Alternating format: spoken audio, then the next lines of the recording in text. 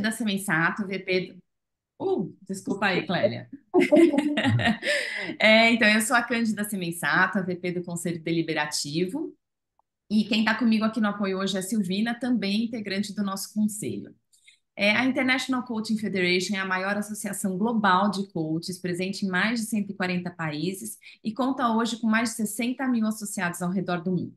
Então, a gente convida todo mundo que está aqui para seguir as nossas redes no LinkedIn, no Instagram. Silvina vai compartilhar os links aí no chat. E lembre-se de marcar a gente, né, @ICF Brasil, nos posts que vocês fizerem aqui do evento.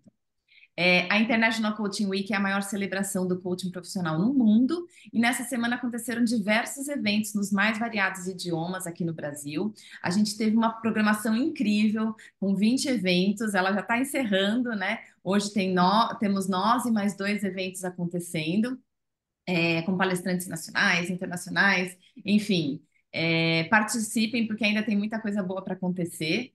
E esse evento está sendo gravado, né, e concede o certificado de participação pela ICF Global. Então, quem quiser, espera que no final da nossa conversa aqui de hoje, a Silvina vai compartilhar o link de um formulário, que ele vai ser possível para você receber o seu certificado de educação continuada e também fazer uma avaliação do evento e deixar o seu depoimento e há uma opção também de gravar um vídeo sobre a sua experiência. Então, não esquece de acessar o link no final que nós vamos compartilhar hoje, tá? E o último recado, mas também não menos importante, como forma de apoiar as ações em prol das vítimas das enchentes do Rio Grande do Sul, nós estamos solicitando doações para a Cruz Vermelha e para a ONG Acendendo Mentes, ambas com ações locais de enfrentamento e ajuda nesse momento difícil pelo qual nossos irmãos estão passando. Então, os links e o Pix vão ser colocados também aí no chat. E agora, falando um pouco sobre a dinâmica da nossa conversa hoje, né? Eu vou bater um papo aqui com o nosso convidado nos primeiros 30, 40 minutos, e a gente vai deixar o tempo restante para as perguntas e respostas, que você já pode ir colocando no chat, né? Até se a gente perceber que tem algum gancho com o que ele está falando, a gente já traz a pergunta para ele complementar. Mas vai ser essa aqui um pouco da dinâmica do que vai acontecer. E aí, eu queria dar as boas-vindas, então, ao Marcos Batista, ele que é coach executivo PCC e também coach de times ACTC, consultor em desenvolvimento organizacional, o atual presidente do Conselho Deliberativo da ICF Brasil, e desde 2019 ele é o coordenador desse projeto que foca a autorregulamentação da profissão de coach no Brasil. Marcos, obrigada por você estar aqui, né? Mais um ano na ICW, compartilhando toda a sua experiência e conhecimento sobre esse tema que é tão relevante para os coaches e que transcende, né? A gente fala, ele transcende a ICF, né? Não é só um negócio aqui do nosso quintal. Você podia contar para a gente, para quem não participou também dos anos anteriores, né, da ICW, e que está chegando aqui agora, como é que a gente chega até aqui? Por onde que passou? Qual foi esse caminho percorrido desde 2019? Obrigado, Cândida. Bom, antes de mais nada, bom dia a todos. É muito legal, é realmente uma alegria estar aqui entre tantos colegas, mas também amigos, né?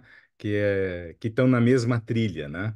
Então, e acho que isso traz mais relevância ainda para essa conversa, porque talvez um dos nossos principais objetivos aqui é que cada um dos participantes seja um reprodutor dessas informações, para que a gente vá levando para os outros colegas que não puderam estar aqui um pouco mais de informação e entendimento do porquê a ICF, desde 2019, está engajada nessa luta para a autorregulamentação.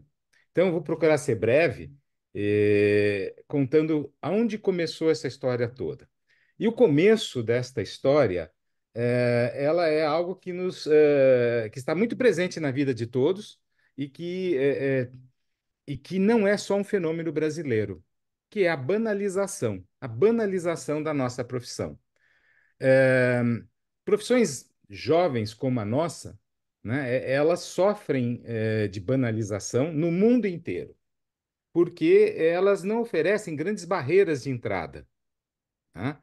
Então, elas são alvo de muita gente oportunista e que, em algum momento, presta um mau serviço, porém ganha este nome.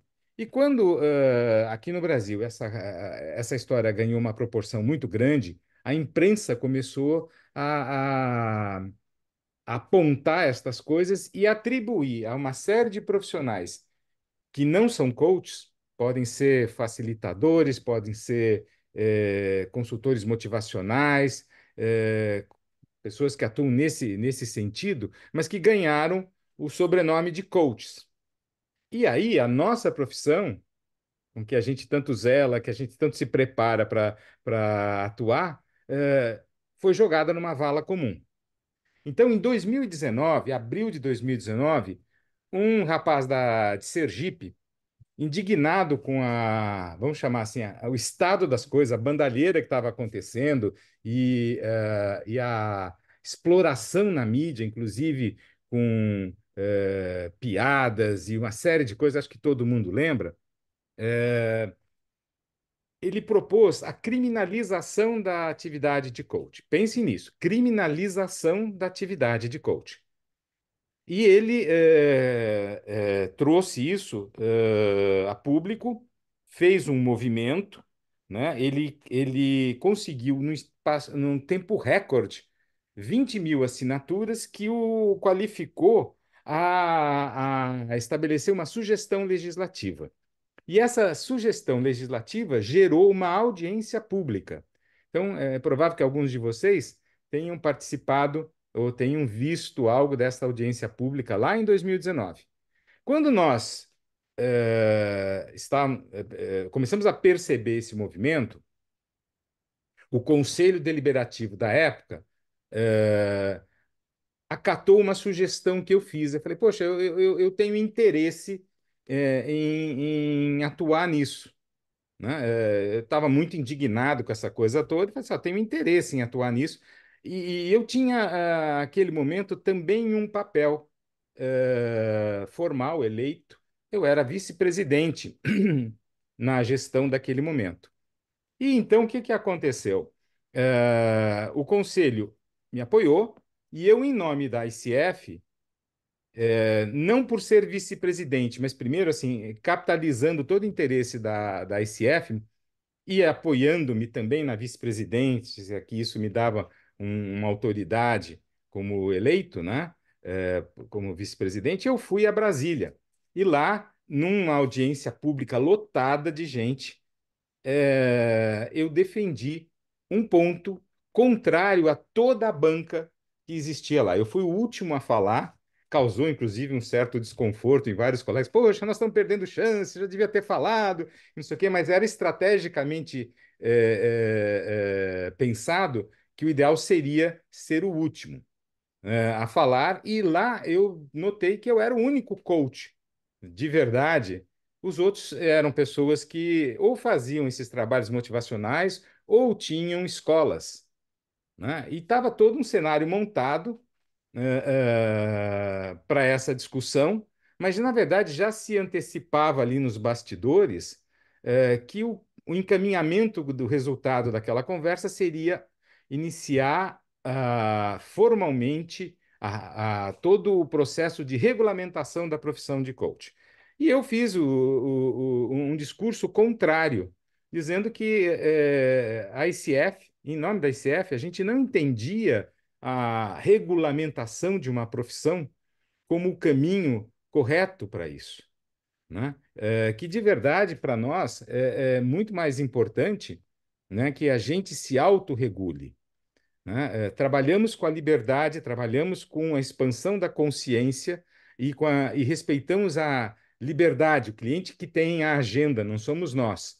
E nós os ajudamos a ampliar as suas perspectivas e fazer as suas escolhas. Não seria coerente a gente ter uma lei que nos dissesse o que fazer e o que não fazer. E haviam alguns projetos ali e tal.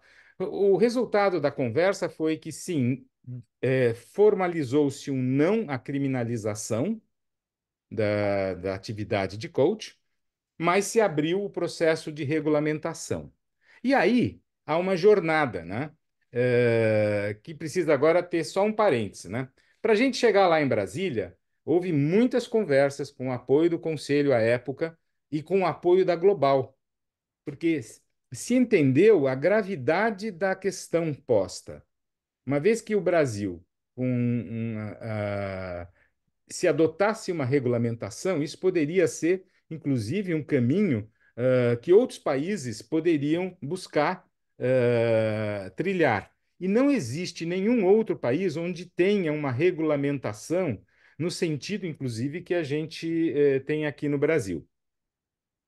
Então, nós tivemos, constituímos uma estratégia e, com apoio até financeiro, inclusive, aliás, financeiro da Global, nós contratamos uma empresa, de Public Affairs, que nos ajuda com as conversas dentro das duas casas legislativas, uma agência de comunicação especializada em PR para esse tipo de problemas, e, inclusive, um escritório de advogados que tem a experiência nessa questão de regulamentação de profissão. E aí estabelecemos uma estratégia, e então eu fui ancorado por esses três pilares a Brasília. E depois de lá, nós saímos com uma tarefa, né?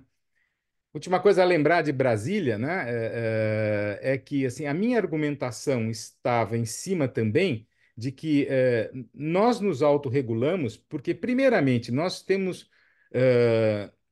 aderência e somos suportados por um robusto código de ética. E, nesse momento, inclusive, eu entreguei o código de ética para o senador que estava dirigindo a sessão ali na hora, e que a gente tem um conjunto de competências, ele recebeu também nosso conjunto de competências, e que a gente tem a credencial como o melhor e maior antídoto à banalização.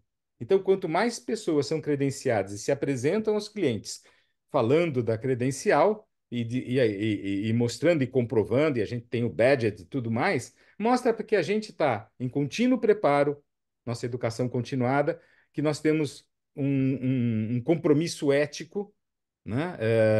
E que isso tudo ancora a nossa seriedade como coach. E aí a gente saiu de Brasília com essa parte da lição feita. O que que aconteceu? Ainda assim, no calor dessa discussão, vários projetos foram aparecendo. E onde a gente tinha um projeto muito antigo, que meio caducando de acordo aos ritos processuais da época, porque eles mudaram o ano passado, entraram outros. E aí a gente passou a ter, que é o estado hoje do nosso negócio, né? Nós temos Quer que eu quatro. compartilhe aqui a tela? Desculpa te Pode ser interromper. Vou boa. compartilhar a tela Boa. para mostrar aqui, porque. Aham. Acho que é muito bom. Tá bom. Pode ir falando aí que eu vou Então, o que compartilhar. acontece, né? Vários grupos de interesse começaram a produzir projetos de lei. Então, a gente tem, não dá para fazer uma afirmação de que há uma escola, ou há um grupo, ou há enfim, qualquer indivíduo ou entidade identificada atrás do projeto, mas a gente vai percebendo que existem grupos de grande interesse por trás. Como que a gente percebe isso? Nas conversas que a gente realiza junto aos parlamentares. Mas os projetos nasceram, então, mais projetos, e hoje nós temos quatro projetos na Câmara de Deputados, que é esse maior aqui. E temos um projeto que está no Senado, que é um projeto do senador Cajuru, né? Eh, Esses projetos da Câmara de Deputados, eles são os mais críticos neste momento, porque esse que está em azul é um projeto que eles chamam apensado, todos os outros estão dentro dele. E ele reúne um conjunto de interesses e de situações que são bastante adversas ao que a gente entende que é a boa prática do coaching.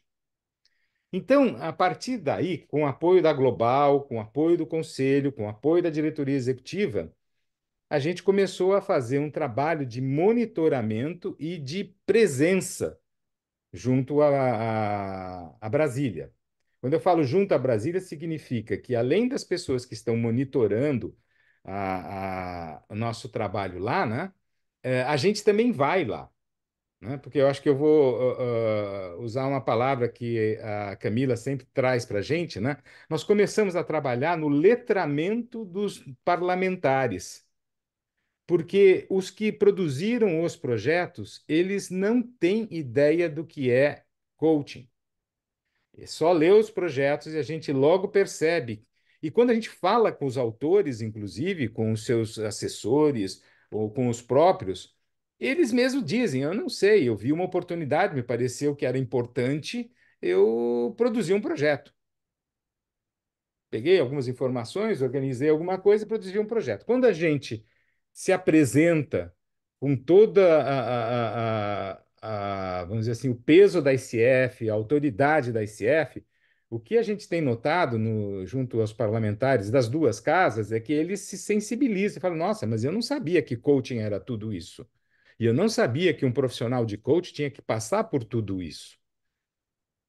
Né? Isso não quer dizer que eles mudam ou mudarão após a nossa conversa a ideia, mas a gente vai trabalhando constantemente na busca de que eles se sensibilizem e que eles, inclusive, diminuam o interesse de levar esta história à frente. O problema é que isso daqui, né, eu acho que todos nós sabemos, né, como brasileiros, né, muda um governo, muda toda a estrutura e todas as conversas. E novas pessoas assumem posições de protagonismo. Então, o nosso trabalho é um trabalho de formiguinha e a gente tem que estar muito estruturado, porque é que nem onda, né? Vai e volta. Quando você conseguiu atingir algum grau de sucesso dentro de uma legislatura, muda e muitas vezes mudam as regras. A mais recente mudança que nos afeta profundamente é que a maioria desses processos ia caducar, porque eles não avançaram. Depois eu vou falar um pouquinho mais disso daí.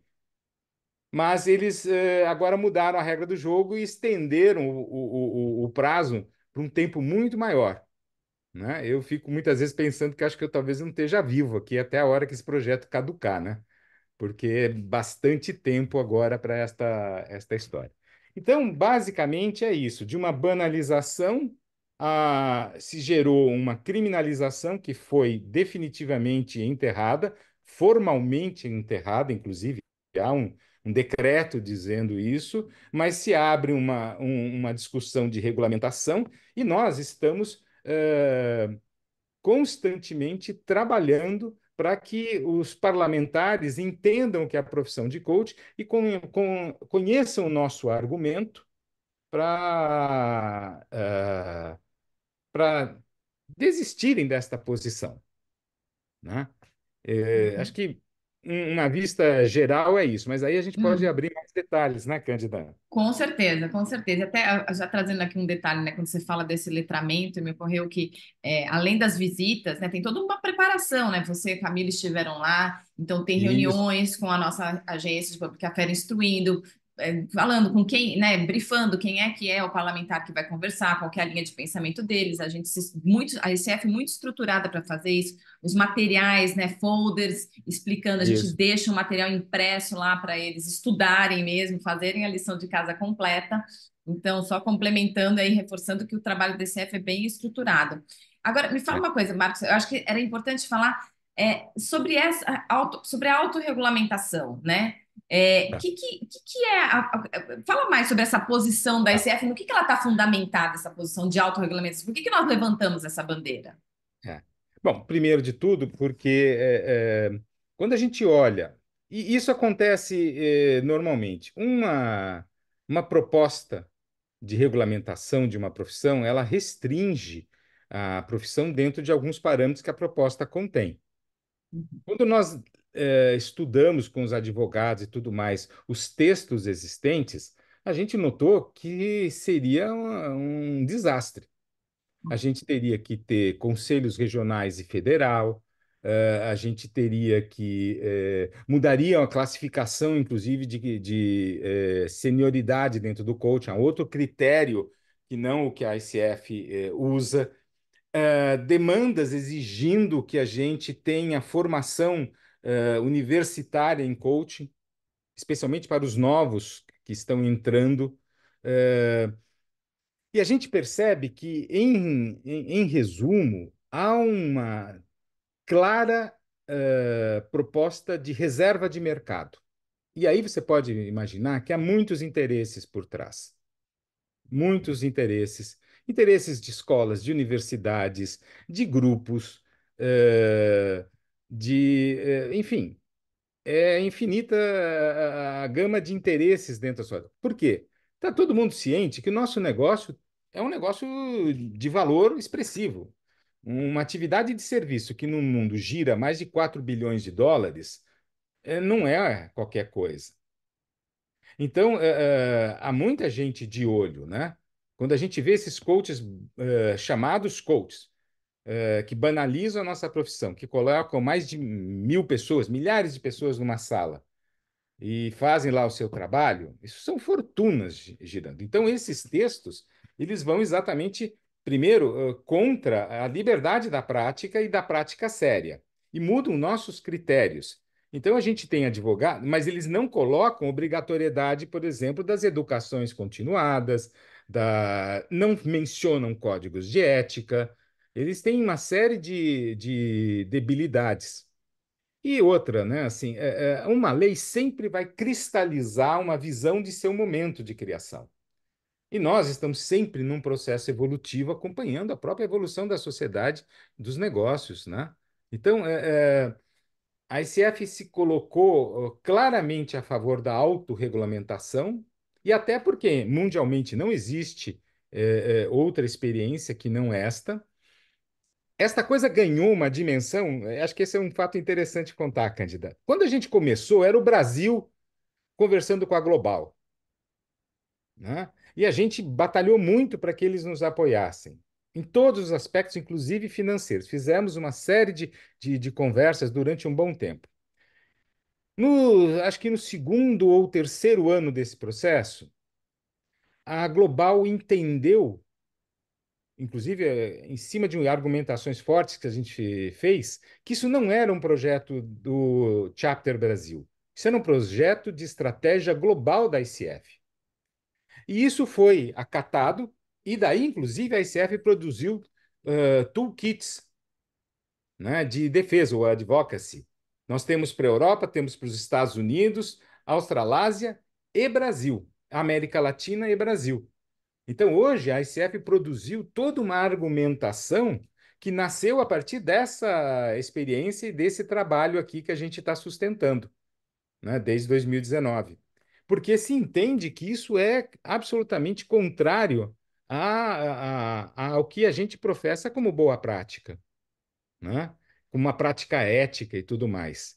Onde o cliente, inclusive, tem visibilidade, onde o cliente é respeitado, onde o cliente, inclusive, ele faz as escolhas podendo ter coaches credenciados, e por isso a gente vem tanto vem incentivando tanto o credenciamento, como uma forma de garantir ao cliente também que o profissional que o atenderá vai estar fazendo jus às expectativas e está preparado para tanto, né? E um código de ética que é capaz de receber nas suas instâncias aí de estrutura, né?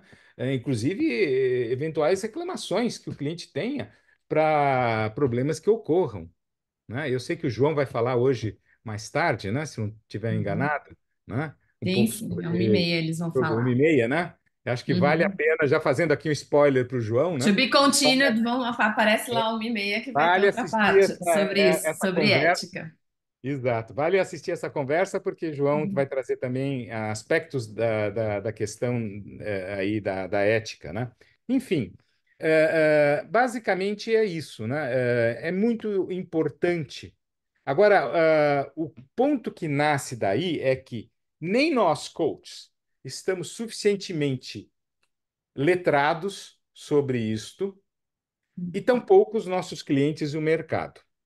Tanto é que Uhum. em pesquisas não tão antigas, recentes, muitas pessoas falam que tem preferência por existir uma legislação, uma regulamentação. sem entender que uma regulamentação é sempre O restritiva, impacto disso, né? entender o impacto. Então, nós estamos aqui 50 pessoas, mais de 50 pessoas, e que seria legal que cada um de nós tivesse como missão replicar o conhecimento para outros, né? E da importância de não se ter uma regulamentação, mas trabalhar-se com a liberdade, né? Seguindo o princípio da autorregulamentação. E a gente tem uma inspiração, claro que com também eventuais oportunidades de melhoria, mas é uma inspiração muito válida no Brasil, que é a área de publicidade. A gente tem o CONAR, que é o Conselho, né, Nacional de Autorregulamentação Publicitária. Então, há categorias, e não só ele, há outras categorias, mas esse é o que primeiro eu lembro, né, que conseguiram evitar uma legislação que traz todos esses problemas e partiu para um processo de autorregulamentação. Então, nossa conversa, ela é longa. Isso que eu estou narrando de 2019 até este momento é só um pedacinho da história. Ela vai se estender por um bom tempo, né? Eh, a gente tem, eu acho que agora que, ao mesmo tempo que vamos nos conscientizando, por isso que em toda a SW a gente vem conversar um pouquinho, né, sobre isso, e em outros fóruns também, agora nós estamos fazendo isso nas casas legislativas.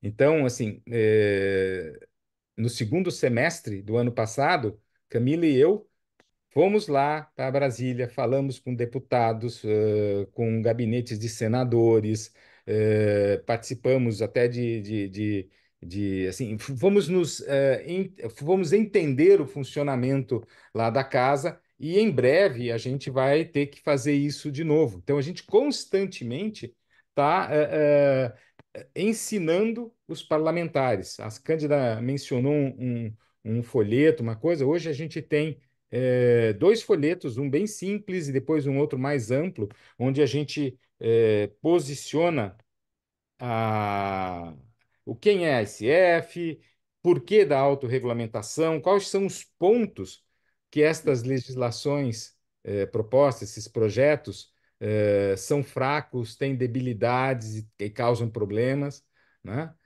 Então tem muita coisa aí acontecendo. Mas acho que a melhor mensagem a todos aqui, que é desde 2019, com todos esses esforços, a ICF tem sido muito bem sucedida, porque no Brasil continua vigorando a autorregulamentação. Então, isso quer dizer que a gente está tendo sucesso na nossa ação.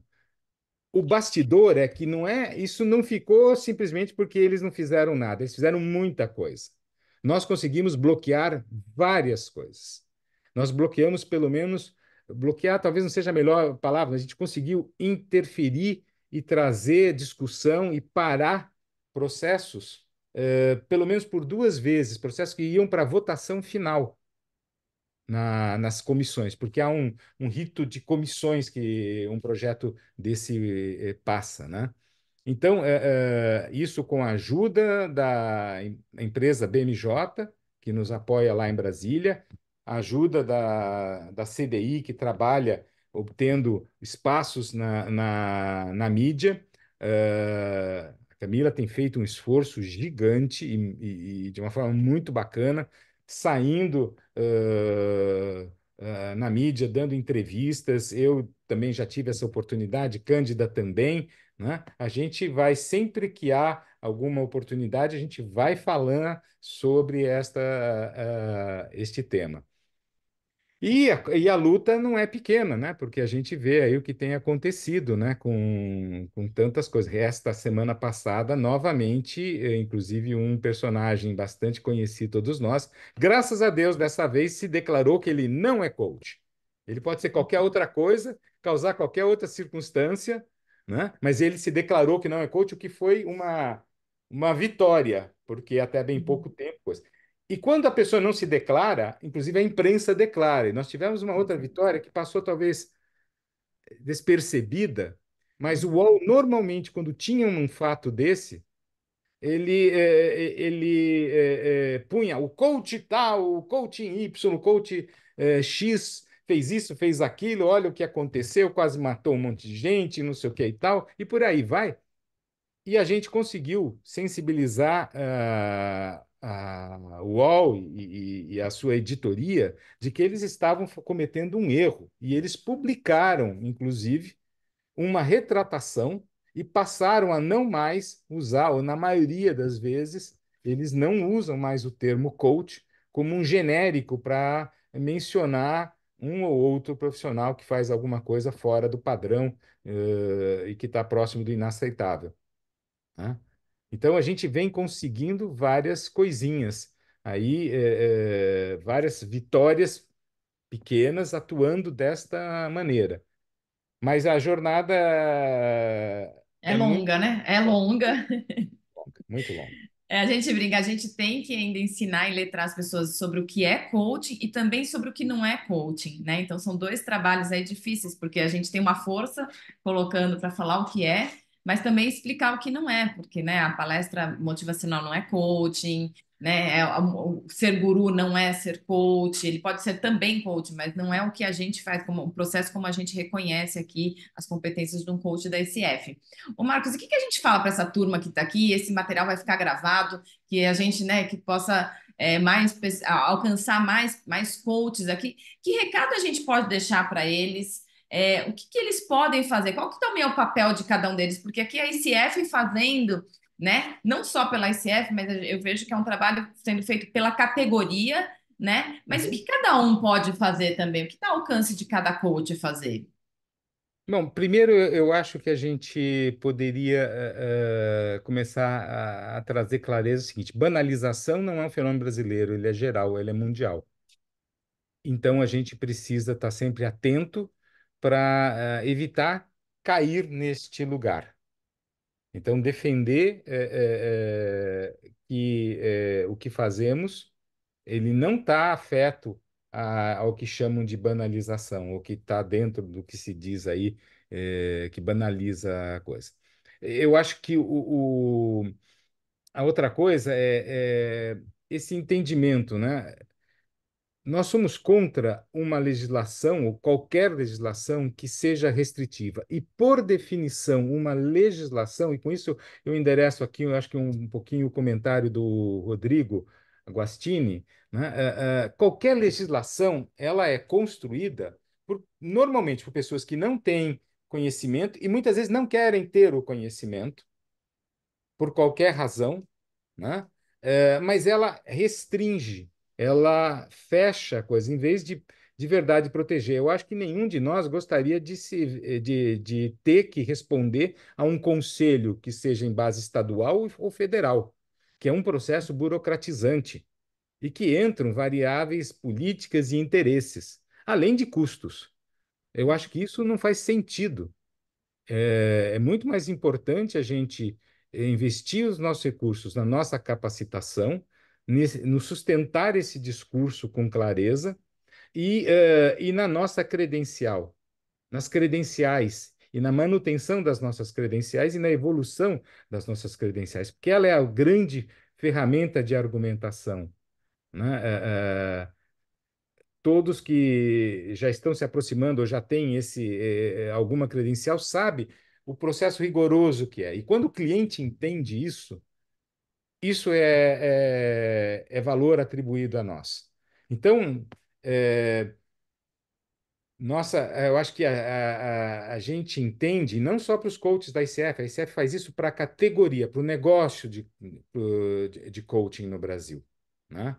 É, e com isso, eu acho que a gente vai criar um conhecimento maior que vai atingir as bases de suporte destes parlamentares, porque eles são votados, eles não chegam lá por vontade própria.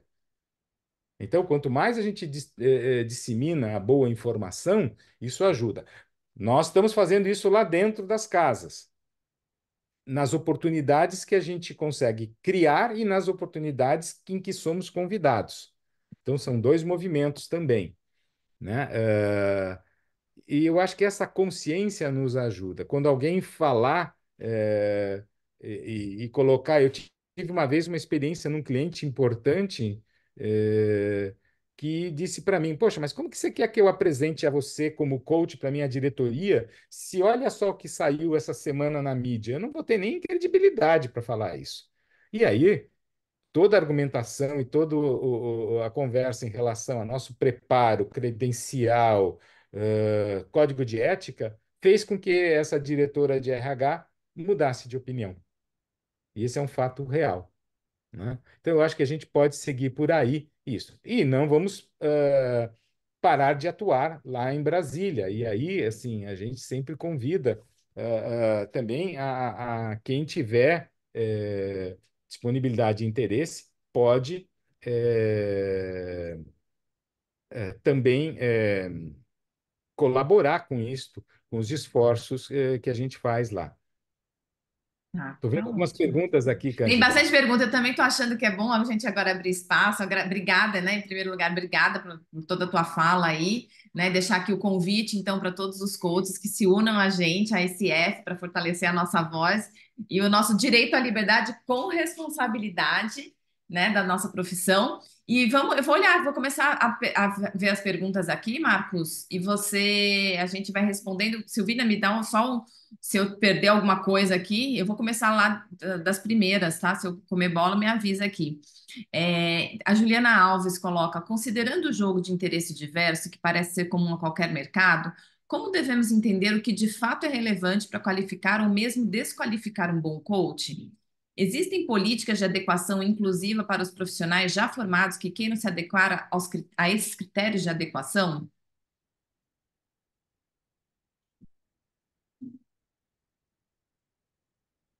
Aconteceu alguma coisa aqui com a minha tela. É, não, alguém está compartilhando alguma coisa aí. Ah, você está compartilhando alguma coisa? Eu não estou compartilhando nada.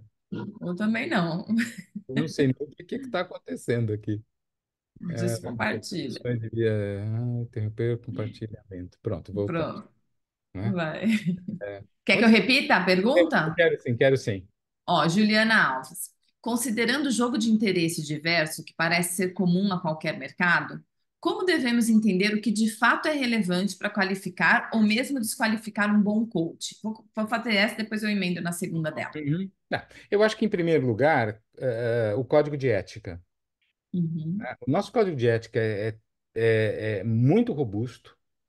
Ele é um código de ética reconhecido mundialmente, inclusive pelas grandes universidades em todo, ele é referência como um padrão ético de comportamento, de atitude dos coaches. Então, quando a gente já se refere a ele e se compromete com ele, inclusive perante o cliente, isso já traz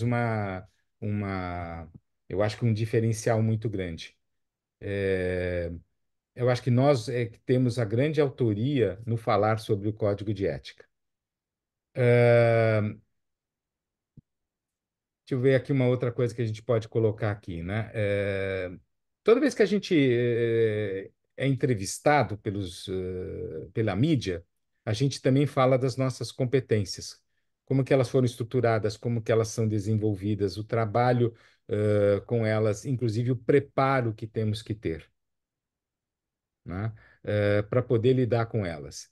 E que um caminho natural, inclusive, é essa da credencial. Então, eu vejo que ética, competências e credencial e a contínua educação, que são os pilares de apoio da ICF, nos ajudam a, a, a nos diferenciar no mercado. E esse tem sido uma argumentação muito clara, e que faz sentido, inclusive, para vários parlamentares lá em Brasília, né?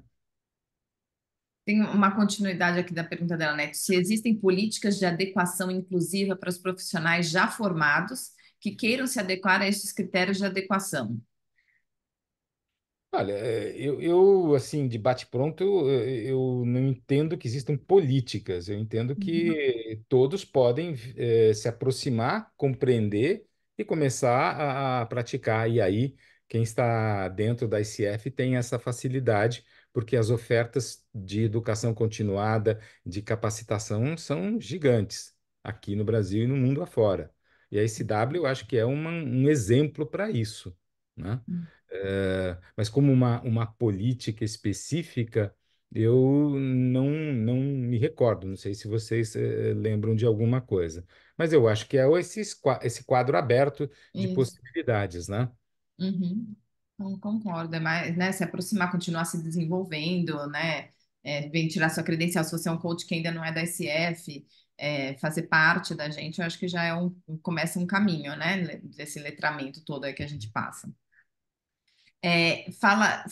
O Wilson Gamirazzi, segundo os defensores da regulamentação, quais seriam os ganhos? Aliás, eu queria só voltar, que a gente não tem política, Hum, a gente tem oportunidades. exato. Eu acho que o Brasil tem um movimento singular, que é essa experiência do Mais Coach, que você pode ser um associado local antes de Uhum, ser um associado global. E acho que isso é uma forma que também ajuda e facilita que se possa se aproximar do que a gente com faz, do certeza. que a gente oferta. Então, Uhum. não se trata de uma política, mas se trata talvez de um caminho que o Brasil criou aqui e que tem sido alvo também vamos dizer assim, de entendimento, estudos para outros países dentro da, da América Latina e acho que dentro do mundo da ICF. O João acho que quer acrescentar alguma coisa. É isso, João? João, eu não estou vendo o João, mas ele está por Bom Tem aqui. uma mãozinha dia para levantada. todo Bom mundo. dia. Minha contribuição, assim, eu acho que a adequação vem da busca pela própria credencial, Isso sim. né? Então, os coaches já experientes, com formações N, né? Tem no mundo aí uma disponibilidade no Brasil também. Lembrando que a ICF é uma entidade inclusiva. Ela não diz assim, porque você atendeu o curso X, Z, você não pode pertencer à ICF. Claro que sim. E a adequação, ou seja, o alinhamento com os valores da ICF é que nos diferencia no mercado. Então, a busca pela credencial proporciona isso. Obrigada, João. Eu estou vendo já a Camila e o Zé Roberto também estão dando apoio aí no chat, falando mais sobre isso com a Juliana. Hum. Tem do Rodrigo Guastini, você comentou no meio da sua fala, Marcos, mas não seria interessante tomar a frente do processo para regular a profissão e ganhar credibilidade, protegendo os clientes e os próprios coaches? Os coaches credenciados não poderiam fazer parte desse processo de forma a assegurar os pontos importantes alinhados com a SF e afastar os pontos considerados ruins para a profissão? Bom, eu acho que assim, no nosso papel como credenciados no dia a dia perante clientes, perante as pessoas que nos contatam, coisas, acho que a gente tem a obrigação, inclusive, de sempre deixar estas coisas claras e fazer as diferenciações. E é claro que mais ajudas dentro do processo aqui sempre serão bem-vindas na condução do negócio. Mas eu queria também colocar aqui no âmbito dessa própria resposta, uma coisa que eu li aqui, só que eu já me perdi. O Uhum, próprio Wilson pergunta: segundo os defensores da regulamentação, quais seriam os ganhos? E é uhum, interessante, né? Nos projetos que existem, né? Primeiro, ele estabelece 3 graus de especialização profissional. E aí eles falam: tem o grau para coaching, o life coach, e tem o grau para o executive coach, e aí ele tem o grau do mestre de coaching. Isso é uma outra classificação. Então, primeiro, muda um desenho de classificação. Só que os pressupostos para você atingir este desenho estão vinculados a você fazer determinados cursos nas universidades brasileiras que oferecem formação universitária para coaching. Quantas são? Parece que tem uma. A quem ela pertence? Aí começa o jogo de restrição. Então, por trás dos projetos, como a gente conseguiu identificar, há interesses de escolas, desses profissionais motivacionais e mais de um tanto de gente, interesses inclusive político-partidários, a gente poderia até arriscar dizer, tem de tudo. E isso não interessa e não faz parte do nosso mundo, não é a nossa agenda. A criação dos conselhos. Pense num conselho regional de coaching. Ele é uma entidade mista. Nós vamos ter participação de governo. E o que a gente constatou lá em Brasília, nenhum dos autores de projetos entende o que é coaching. Agora, isso quer dizer que se a gente não for bem sucedido na sustentação de argumentos para autorregulamentação, a gente perdeu? Não. Se isso acontecer, nós vamos ter que ir para o nível 2, onde Uhum. nós vamos entrar com uma proposta também, como já existem essa. Agora, tudo isso são construções políticas. E neste novo governo, começamos do zero novamente a construir politicamente os nossos apoios, né? Para que a gente possa enriquecer as discussões, levando uma proposta que se contraponha a alguma que tenha avançado, para que a gente possa ter um debate melhor, né? É, então, o que eu falei é o nível atual da história, mas ele tem uma densidade estratégica maior de acordo ao que acontecer. Como nós estamos sendo bem-sucedidos até agora, não lançamos mão deste segundo passo, que é sermos nós também uma voz que produz um projeto através de algum parlamentar ou que orienta um parlamentar a produzir, melhor colocando, né, um projeto com outra estrutura. Então, Legal, legal você trazer isso, porque até uma pergunta, acho que o Mauro fez aí embaixo, já atropelando aí as perguntas, mas ele pergunta, né, então, no pior cenário, então nós estamos preparados, né? Se houver um pior cenário aqui para a gente, uma regulamentação, nós também temos um texto aí para ser trabalhado, né? O que a gente acha que é mais apropriado. agora não quer dizer que nós temos um texto, chegamos lá e vamos apresentar. Não, nós temos um Não, texto não, para exatamente. identificar bases políticas e aí Uhum. não temos uma preferência partidária. De novo, novamente, a ICF, como disse o João, nós somos inclusivos, nós navegamos horizontalmente dentro do Congresso. Mas aí nós temos que sensibilizar parlamentares que entendam o nosso coisa. Uma surpresa muito interessante que eu e Camila tivemos é que em vários parlamentares, com vários parlamentares que a gente entrou em contato, o, o coaching é conhecido e muita gente, entre as assessorias dos parlamentares, já tinham feito ou estavam fazendo processo de coaching, inclusive com colegas nossos da ICF lá em Brasília, né? Então, esse é um outro caminho que a gente vai ter que identificar quem teria sensibilidade para a nossa argumentação, porque aí se vai criar uma discussão novamente dentro das comissões, ou da comissão de trabalho, que é a primeira que acontece. O momento atual, o que está acontecendo nesse instante, ele traz uma nova dimensão, porque com o novo governo se estruturou novas comissões. Este ano é um ano conturbado por toda a questão das reformas, do que o Haddad está fazendo, das eleições, mas recentemente, inclusive, um deputado, Luiz Gastão, do PSD do Ceará, se interessou por assumir a relatoria do nosso projeto. O que quer dizer que o que estava dormente começou a acordar. Ninguém assume espontaneamente uma relatoria sem achar que ali tem alguma coisa que pode ser de interesse, né?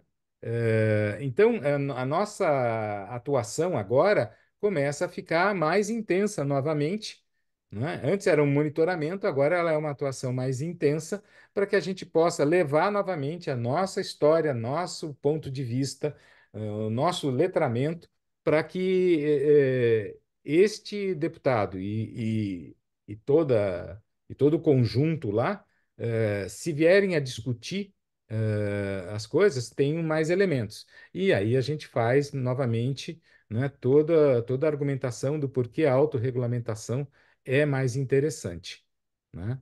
É, que a gente com certeza evita dizer que a gente não está fazendo autorregulamentação porque no mundo todo mundo é autorregulamentado. Porque é só falar isso e dar o contrário, né? Porque então a gente constrói isso e traz as experiências de outros países sendo bem-sucedidas num processo de autorregulamentação que é sempre acompanhado por um processo de instrução da sociedade e dos parlamentares. Então a gente vê aqui entrevistas nas grandes mídias, mas saibam que nas mídias que correm em Brasília ou nos redutos eleitorais destes parlamentares que estão mais à frente destes projetos, nós também estamos fazendo ações de mídia contando quem é a ICF, como é que funciona, reforçando, como disse o João, o processo de credenciamento, que é uma das grandes armas que a gente tem em conjunto com o Código de Ética. Perfeito. Marcos, eu estou aqui agora só cuidando um pouco do tempo, porque a Sim. gente, né, vai encerrar às 9h30, ainda tem que passar uns recadinhos importantes. Mas eu vi aqui, não sei se eu perdi alguma pergunta que não foi respondida, mas tem comentários. Então, assim, o Roberto Santos perguntava sobre autorregulamentação, e acho que você falou bastante, o Paulo César também falou. Tem sugestões aqui no chat, acho que a gente vai ler depois tudo com calma, mas se fazer uma cartilha, o João Mello também como é que a gente pode se tornar embaixador disso, dando sugestões aqui. Acho que tem um papo bem legal para a gente olhar aqui no chat depois. Mas eu acho que é isso. Silvina, eu perdi alguma coisa que você acha que eu tenho que ainda trazer para cá? Eu estou olhando rapidamente, eu perdi inclusive a Silvina, tá? Isso Eu foi. queria comentar uma Aqui. coisa, né? É. Só um segundinho, Sil. Eu vejo aqui até nos comentários do Roberto Santos, né? Uhum. Que sim, alguns coaches passaram a usar a denominação mentoring e aí Mentoring. Uhum. impacta uma outra coisa, não é recomendável. Eu acho que é melhor a gente argumentar e trazer a argumentação em cima desses pilares de solidez, que são os que definem a ICF, né? Eh, eu queria me colocar à disposição, né? Para você, Roberto, e a qualquer um dos aqui presentes, ou enfim, quem tiver interesse em saber um pouquinho mais, ou quiser maior esclarecimento que este tempo curto não permite, né? Eh, quando a gente fala regulamentação, a gente está trazendo regras que são aplicadas de forma geral para todos dentro do país. Quando a gente fala regulação, eu me regulo, eu adoto esta regra, ou adoto este conceito, ou eu adoto outras coisas. São dois conceitos: autorregulamentação e autorregulação. A gente tem, inclusive, que ter isso claro, e muitas vezes eles não têm uma fronteira tão clara. Tá? Então, a gente tem adotado como forma de se dirigir ao tema, como autorregulamentação, porque a gente está falando de algo muito grande que está na esfera nacional e que a gente argumenta que é a postura ideal que todos os profissionais, ICF e não ICF, deveriam adotar. E vale o que a Cândida disse sempre como reforço. Nossa ação, ela transcende a ICF. Ela vale para qualquer coach que tenha interesse em sustentar essa posição séria que a gente, enfim, acho que sustenta desde que foi criado, em 95. Então, acho que isso é mais um pedacinho aqui de informação, né? Mas eu estou à disposição.